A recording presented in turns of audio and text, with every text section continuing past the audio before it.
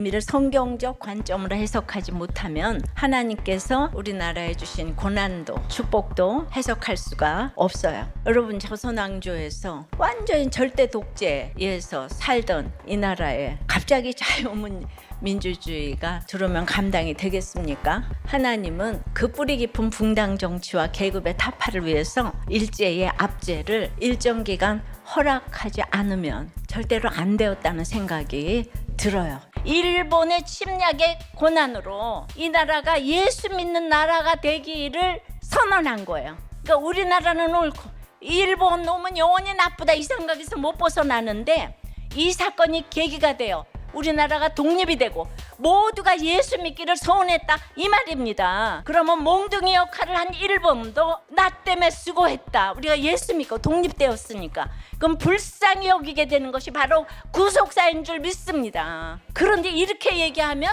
말미잘들은 또 저희 친일파냐, 이게 말미잘 해석이라고 그래요. 그러니까 문자적인 거 이거밖에 몰라. 그러니까 구속사는 항상 구원이 초점이라고. 자, 이러한 김양재 목사님의 그 역사관은 일제가 주입했던 그 식민지 사관에 불과한 것이라고 하는 거죠. 이러한 왜곡된 역사관이 구속사라는 이름으로 정당화되고 있는 것입니다. 목사님이 이 역사관을 잘못 이해하고 있는 것이죠. 자, 성경에는 이스라엘에 대한 역사적인 평가가 나와 있습니다. 그 역사서죠. 이러한 역사서는 크게 두 가지로 나눌 수가 있습니다. 신명기적 역사기와 그 다음에 역대기적 역사서들이죠. 이 신명기적 역사관에 기초해서 기록되어 있는 이 역사책은 여호수아부터 사무엘 상하, 열왕기 상하 뭐 이런 책들입니다. 이러한 신명기적 역사관은 이스라엘 민족이 바벨론에 70년 포로된 그 치유 역사를 돌이켜보면서 이스라엘이 하나님 앞에서 불순종했기 때문에, 우상을 숭배했기 때문에 심판을 받았음을 강조하고 있는 역사책들입니다. 이스라엘 역사에 대해서 반성하고 있는 책들이죠. 이와는 대조적으로 그 역대기적 역사서들이 있습니다. 뭐 역대기 상하나 느헤미야서나 뭐 에스라서 같은 책들이죠. 이 책들의 강조점은 예루살렘이 멸망당하고 성전이 파괴된 상황에서 다윗 왕조의 재건을 희망하는 그런 책들이죠. 성전 제도와 제사장 제도를 강조하면서 이 불순종한 이스라엘 역사를 향한 하나님의 그 언약에 기초한 궁극적인 소망을 담고 있는 책입니다. 그러니까 신명기 역사서는 이 이스라엘의 회복, 예루살렘의 회복을 언급하면서도 하나님의 심판에 무게를 두고 있는 역사책이고, 역대기적 역사서들은 하나님의 심판을 부인하지 않으면서도 특별히 이스라엘 공동체의 회복 쪽에 강조를 하고 있는 그런 역사책들입니다. 이러한 역사책들은 말 그대로 하나님의 심판과 회복 모두를 기록하고 있습니다. 다만 보는 관점에 따라서 강조하는 그 강조점이 차이가 있는 것이죠. 자, 구속사 즉 역사관이라고 하는 것은 구속사 신학으로 바라보는 인간 역사입니다. 그러니까 성경과 역사를 하나님이 이루신, 그리고 하나님이 지금도 이루어 가시는, 그리고 반드시 이루실 그 구원이라고 하는 핵심적인 주제를 중심으로 바라보이는 그런 역사관이고, 그 중심에 예수님이 있는 거죠. 뭐 언약 신학이나 하나님 나라 뭐 신약 등 이러한 건전한 성경 신학들은 창조, 타락, 구속, 새 창조라는 주제를 중심으로 해서 점진적인 계시, 구약에서부터 신약에 이르기까지의 계시가 점점 발전돼 가고 구체화되는 그런 과정들을 강조하는 신학들입니다. 뭐 언약신앙은 그 중에서도 하나님의 약속인 언약에 초점을 맞추는 거고, 하나님 나라 신학은 하나님의 다스리심, 신적 왕이신 하나님의 통치에 강조점을 두고 있는 거죠. 자, 결국은 인간의 역사라고 하는 것은 하나님의 절대적인 주권 하에서 예수 그리스도, 역사의 주관자 되신 그리스도께서 다스리는 영역이라고 하는 것입니다. 김양재 목사님이 잘못 생각하고 있는 것은 결국 모든 역사의 결과가 하나님의 뜻 안에 있기 때문에, 하나님의 계획과 섭리 안에 움직이고 있기 때문에 그 모든 과정들이 다 정당화될 수 있다고 하는 극단적인 이 역사관을 가지고 계시는 거죠. 자, 하나님이 모든 것들을 다 이끌어 가시지만 그 과정에서는 뭐가 있어요? 악의 역사도 포함되어 있다고 하는 거죠. 그래서 그 과정에서 발생되는 모든 악이 정당화될 수는 없다고 하는 것입니다. 제가 체계화하고 있는 이 종말론적 거룩한 전쟁 신학적 관점이 바로 그런 것입니다. 이 시간엔 간략하게 종말론적 거룩한 전쟁 신학에서 인간의 역사를 어떻게 해석하고 바라보는지를 한번 요약해서 다시 한번 말씀을 드려보도록 하겠습니다. 자, 처음 창조와 그 다음에 새 창조가 있습니다.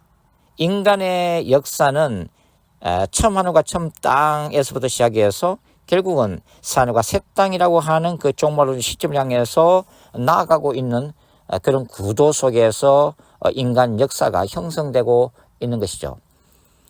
그러나 이 첫 창조와 새 창조 사이에서는 하나님의 나라와 사탄의 나라 간의 그 상호 간의 갈등과 투쟁이 존재하고 있다고 하는 것입니다. 하나님의 나라라고 하는 것은 성령의 통치를 받는 하나님의 법에 순종하는 나라죠. 그러나 사탄의 나라는 인간의 제약된 본성을 따르면서 결과적으로 사탄의 통치를 받고 있는 그런 나라입니다. 자, 인간 역사를 바라보는 것은 세속학자들 또 사상가들 조금씩 다르게 설명되고 있잖아요.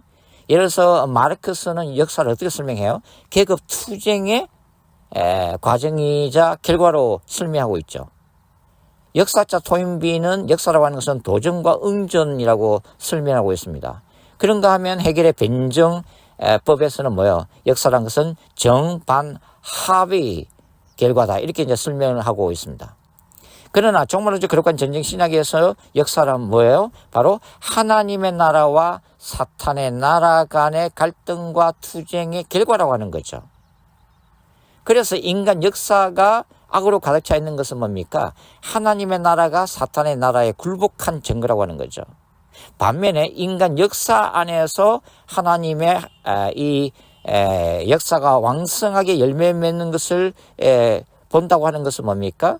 사탄의 나라를 깨뜨리고 하나님의 나라가 세워진다고 하는 외적 증거라고 하는 거죠. 그러나 그럼에도 불구하고 이 하나님의 나라와 사탄의 나라를 동시에 다스리시는 신적 왕이시며 우주 왕이신 예수 그리스도의 섭리 안에서 그분의 뜻대로 흘러간다고 하는 것입니다. 자, 성경 전체가 이러한 역사관을 보여주고 있지만 특별히 이제 다니엘서와 요한계시록이 두드러지고 있다고 하는 거죠. 자, 다니엘서 7장에 보면은 바다에서 4마리 짐승이 나옵니다. 우리가 알다시피 4마리 짐승은 이 지상의 제국들, 뭐 바벨론 제국이든 뭐 페르시아 제국이든 헬라 제국이든 이 지상의 제국들을 나타내고 있는 거죠. 그런데 왜 다니엘서는 이런 제국들, 지상 나라들을 짐승으로 표현하고 있을까요? 그것은 이 나라들이 고대 근동의 세계관에 기초해서 세워진 나라들이기 때문에 그렇습니다. 고대 근동의 세계관이라는 것은 하나님 만드신 피조 세계의 모든 것, 뭐 하늘과 땅에 있는 모든 것들, 태양이든 달이든 그 모든 것들을 뭐 신격화하고 그것들을 우상으로 만들어서 다스리는 나라라고 하는 거죠. 그것이 바로 우상 숭배 이데올로기가 통치하는 나라인 거죠. 그리고 왕이나 제사장이나 귀족 등 소수 이 특권 지배층은 이러한 각 신들을 섬기는 신전을 지어놓고 그 다음에 제사를 바치게 하고 그 다음에 신적인 권한이 그 소수 특권층에 위임되었음을 강조하면서 결국은 소수 통치 이 세력들을 섬기는 것이고 신들을 섬기는 것이고 그 신들을 섬김으로 인해서 바로 개인적인 행복이나 국가적인 번영을 이룰 수 있다고 하는 이런 우상 숭배 이데올로기를 정치 이데올로기화한 그런 나라이기 때문에 짐승으로 표현하고 있다고 하는 거죠. 자, 재미있는 것은 이사야서는 이 페르시아 제국의 왕인 고레스를 뭐라고 표현하고 있어요? 나의 목자라고 표현하고 있잖아요. 하나님의 기름 부으심을 받은 자라고 긍정적으로 표현하고 있습니다. 그럼 왜 그럴까요? 고레스 왕이 바벨론에 그 70년 동안 포로된 이 이스라엘 민족에 대한 긍휼을 품고서 그들을 해방시키고 또 신전을 짓도록 칙령을 내렸기 때문이죠. 물론 그 가운데서는 이 뭡니까 이 정복한 국가들에 대해서 관용을 베푸는 고레스의 정치 철학도 물론 포함되어 있습니다만 이런 것들이 바로 하나님께서 이 고레스를 뭡니까 고레스에게 역사하셔서 하나님의 뜻을 이루어가는 선한 도구로 사용했기 때문에 이런 나의 목자라고 하는 이런 표현을 쓸 수가 있는 거죠. 그러나 그렇다 하더라도 하나님이 비록 이교도의 왕인 고레스를 그분의 뜻 안에서 도구로서 사용하시긴 하지만 고레스의 우상 숭배 행위 자체를 정당화하는 것은 아니라고 하는 것입니다. 결국은 하나님이 어떤 천사들의 활동을 통해서도 이러한 인간 제국들, 인간 역사 안에서 그분의 뜻을 이루어 나가시는 어떤 주권자이심을 선포를 하고 있는 거죠. 요한계시록도 마찬가지잖아요. 계시록 4장과 5장이 보좌 환상을 보여주는데 여기서 7 봉인을 떼시는 유다지파 사자, 왕권이죠. 죽임당하신 어린 양, 십자가에서 고난을 당하신 예수 그리스도를 의미하고 있죠. 이 7 봉인을 뗀다는 것이 뭡니까? 인간 역사를 이끌어 가시며 마침내 인간 역사의 종지부를 찍으시고 신적 역사를 새로운 역사를 열어가실 하나님의 주권, 절대적인 주권을 보여주고 있잖아요. 그죠? 그것이 종말론 거룩한 전쟁에서 최후 승리인 재림 사건을 통해서 이루어진다고 하는 거죠. 자, 일본이 한국을 식민지한 것은 무력을 사용한 제국주의적 침탈 행위로서 이것은 굉장히 악한 것입니다. 중세 때에 교황이 정치적 경제적인 이익을 도모하기 위해서 신의 이름으로 성지 예루살렘을 탈환하게 하고 그 다음에 그 과정에 수많은 유대인들과 무슬림들을 학살한 것이 성경이 얘기하는 거룩한 전쟁이 될 수가 없다는 거죠. 그것은 이 교황권의 철저한 자기중심적, 이기주의적, 사탄적인 욕망과 탐욕의 결과로서 일어난 전쟁이라고 하는 것입니다. 근대에서의 이 카톨릭이 식민지 지역의 이 폭력과 원주민 학살을 통해서 그리스도를 전하는 이 강압적인 선교 정책도 결코 거룩한 전쟁이 될 수 없죠. 그것은 제국주의적이고 폭력적인 선교 정책에 지나지 않는다고 하는 것입니다. 그래서 이 하나님의 주권적인 역사 안에는 하나님은 하나님의 나라를 사용해서 그분의 뜻을 이루기도 하고 사탄의 나라를 사용해서 그분의 뜻을 이루기도 합니다. 이 우주의 모든 것들의 주권자가 바로 하나님이시기 때문이죠. 그러나 그 과정에서 벌어지고 있는 이 악한 행위를 결코 정당화할 수도 없고 선으로 포장할 수도 없다고 하는 것입니다. 알기 쉽게 한 가지 예만 들고 마치도록 하죠. 자, 가룟 유다의 한번 예를 들겠습니다. 자, 가룟 유다를 하나님의 뜻을 이루는 거룩한 사도로 우리가 평가를 할 수가 있을까요? 유다 복음서라고 하는 이단적 영지주의 문서는 이 유다 복음서에서는 가룟 유다를 사도들 중에 가장 뛰어난 탁월한 거룩한 사도로 평가하고 있습니다. 그 논리는 이런 거죠. 자, 가룟 유다가 만일 예수님을 팔아넘기지 않았다면 예수께서는 십자가를 지실 수가 없었고, 예수께서 십자가를 지시지 않았다면 인류는 구원받을 수가 없었을 것이다. 그러므로 예수님의 구원 역사를 역설적으로 기여한 가룟 유다야말로 진정한 사도고, 그는 하나님의 상급을 받아 마땅한 인물이에요. 이런 논리잖아요. 그것이 얼마나 위험한 논리겠어요. 가룟 유다는 자신의 욕심과 사탄의 미혹에 빠져서 예수님을 팔았던 거죠. 그게 요한복음 13장입니다. 요한복음 13장에는 가룟 유다가 예수님을 판 것을 두 가지 과정을 통해서 설명하고 있잖아요. 첫 번째는 가룟 유다 속에 사탄이 예수를 팔려는 생각을 넣었더라고 그러겠죠. 이러한 나쁜 생각이 들어온 것을 가룟 유다가 자유의지로 거부하지 않고 받아들이죠. 그러나 그 과정에서도 예수님은 계속 가룟 유다를 의식하시면서 회개할 기회를 주십니다. 5번인가 6번 정도 나와요. 그럼에도 불구하고 가룟 유다가 반항하지 않으니까 마침내 사탄이 그 속에 들어간지라 가룟 유다의 전 인격을 장악해버린 거죠. 그러니까 가룟 유다는 자기 욕심이 시발점이 돼서 사탄의 도구로 쓰임받은 인물입니다. 그러니까 그는 지옥에 있는 거죠. 자, 설교자들이, 특별히 큰 교회 설교자분들은 설교할 때, 특별히 정치나 역사에 대해서 메시지를 전할 때는 굉장히 조심하셔야 됩니다. 왜냐하면 그분들의 이 메시지가 항상 관심을 받고 있잖아요.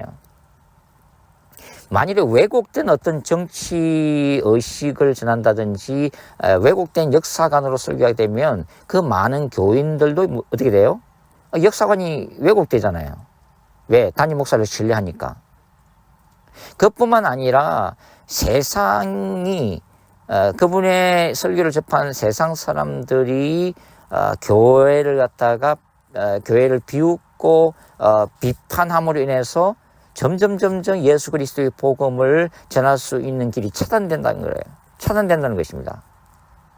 그래서 설교자, 목회자들은 자신의 전문 분야인 성경 이외의 어떤 주제를 전할 때에는 충분히 사전에 공부를 해야죠. 연구를 해야죠.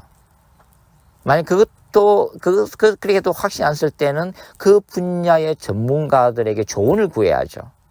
그래서 누가 들어도 정말 객관적이고 설득력 있는, 그리고 충분한 납득할 만한 어떤 근거가 있는 그런 메시지를 전해야 한다고 하는 것입니다.